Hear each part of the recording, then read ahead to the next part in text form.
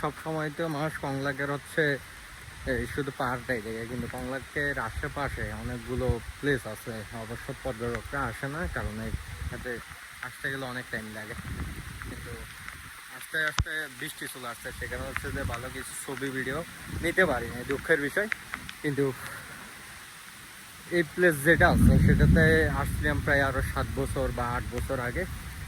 এই 17 বা 18তেই মনে হয় আসছিলাম। তো এই হচ্ছে প্লেসটা। বৃষ্টি পড়তেছে অনেক, সে কারণে মানে আশেপাশে দাঁড়ানোর মতো অবস্থা নেই। কিন্তু এই প্লেসটা দিয়ে বিভিন্ন রকম পাড়া আছে। এই পাড়াটা তো হচ্ছে আমরা চাইব যে নেক্সট টাইম কোনো একটা প্ল্যান করে যাওয়ার জন্য সকলে মিলে।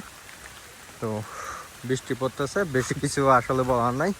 তো যারা সাজেক বাড়িতে আসবেন, আমি সবসময় রিকমেন্ড করব সবসময় আপনারা বৃষ্টিতে আসার ট্রাই করবেন। বৃষ্টিতে আসলে সবচেয়ে সুন্দর যেই ওয়েদার, সুন্দর একটা পরিবেশ আপনি পাবেন, সাথে মেঘ পাহাড়ের যে সৌন্দর্য সেটা সুন্দরভাবে পাবেন। তো সবাই ভালো থাকবেন, সুস্থ থাকবেন। আল্লাহ।